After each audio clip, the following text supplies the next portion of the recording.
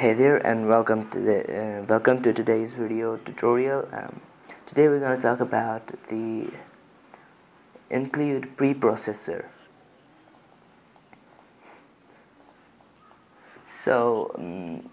This is a program for basic program for a Hello World application which all the beginners use. And on top of this program, you'll see this include statement with the Iostream file in it, that you are including Iostream or something like that. And this is what today we're going to talk about.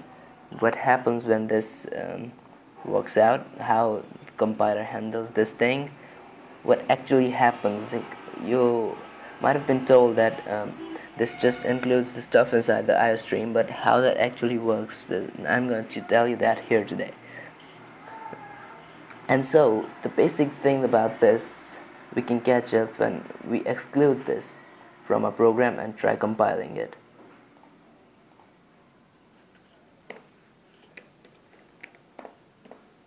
And we create a new project, and we already have this Hello World template program, and we build this, and we get the output Hello World, just like a program wishes to do. And if you remove this header preprocessor, the include preprocessor, and try to compile it, then it'll say that count was not declared in the scope, so it is not able to find this. And if you go further down, it also says end line ENDL was also not declared in the scope, this thing. So what we basically can figure out that these are defined somewhere inside the Iostream header file. So this is what is called a header file, which contains headers, declarations, and definitions for the stuff which we use in our program. And so what actually is that it contains the definition for the namespace std, which we are using here. That's why we put this using namespace std here. And std defines or declares these two things, which may be defined in another library or source file, which is now for business here. And so we'll find a little bit more about this Iostream file. So the include preprocessor followed by two angular braces which say Iostream. So this signals, the angular braces signal the compiler that the file here used here is present somewhere inside the compiler's directories. That it means it comes with the compiler. So we're gonna go to the compiler's directory here. In this case, I'm using the GCC compiler for Windows, and if you have any other operating system or any other compiler, then internet will help you to get the path to your Iostream file. So in this case, for GCC, you go to the compiler's directory and go to the lib folder, go to GCC, then keep going, and you'll end up at this place, from where you have to go into the include directory, then C++, and now you'll have this, the C++ directory, in which you'll have your Iostream file. So you can search for it and you'll get this right here. And now what we'll do is we'll open this file with a text editor we're using, and you can see that it has some stuff written which you can read, and you'll also find that it is in the C++ syntax. And so these are the contents of the file if you turn the syntax highlighting on. So you'll see that it defines the namespace std, which have all the definitions to syn, count, error stream, etc. And you'll find three more include files here, the Iostream, Ostream, and this output and input stream. So this clearly shows that the Iostream header is a bridge between the source file and the input and output stream. So you can also get you can even get your other files here, Ostream. Similarly, like we got the Iostream, Ostream, and you'll also get the Iostream file in the same directory. So you can see what each of them contains. And so moving on, what happens a compiler does not compile this statement. This is not compiled. The compiler takes some action, and what that is that it goes to the file if it exists, or else gives an error. And if the file exists, then it takes the entire stuff inside the file,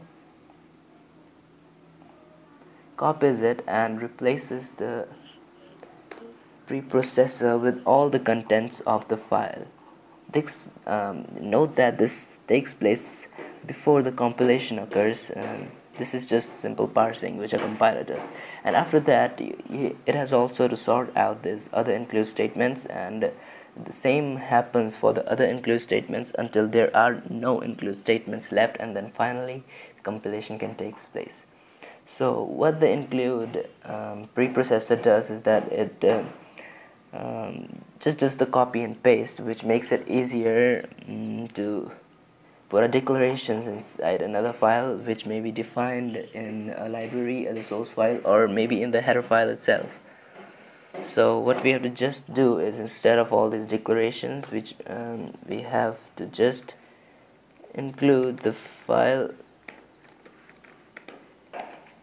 inside a program. So this is what it does, and you might have also seen like include C string, and you can get all these files in your compiler's directory if you want to see them and the stuff they have defined inside them.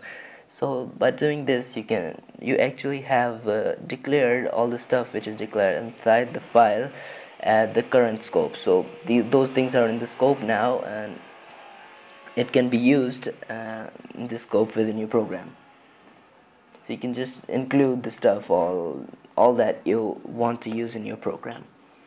And the next thing, that you're not limited to using the created user files, created header files in the compiler's directory. You can make your own header files for making it easier to manage your code, which lies in many different files in your program, and which reduces the effort you have to do to keep track of each of your source files, so which you can do. But you can have to keep this point in mind, that you don't have to use the angular braces when you're using your own header files. You have to use the inverted commas and the name of your file, which usually has the .h extension. This is the standard extension for the C++ header files, C++ and C header files. So this is not important. You can just have this, but you have to type the exact name of your file. And what these inverted commas tell the compiler, that this thing lies that the compiler will start searching for the file from the actually it looks for the file only in the current directory in which the compilation is taking place. It starts from there, and if you want to go to the another directory, you can just use the Unix style syntax like my directory and a /. This has to be Unix style, not this won't work, because Unix style is a /, where the DOS uses the backward, but we have to stick to the /, because backward will not work. It doesn't matter if you're using Windows or Unix, but you have to use Unix style. And for the previous directory, 2 dots like you used, and simple / to start from the base directory, from like you cannot go back further than this, or maybe from starting of your hard disk, where I don't know what to say, but just from the starting, which actually get like in Windows you can, the / would just mean this directory which has at the starting of your disk volume or whatever. So this now what this file can contain, okay, this file can have any of stuff which will be copied and pasted at this place. So you can have your definitions for your functions, like my function, my second function, and with the return type and external return type, wherever you are. So you can declare this stuff inside another file, which are defined inside an other source file which you are compiling with your program. So instead of these all definitions, you just have to include the one header file. and it can also contain the definition of constants like define. So it can be put into right into the header file, which you can include in your program, which can be called utility or whatever you need. So this makes easier to make programs.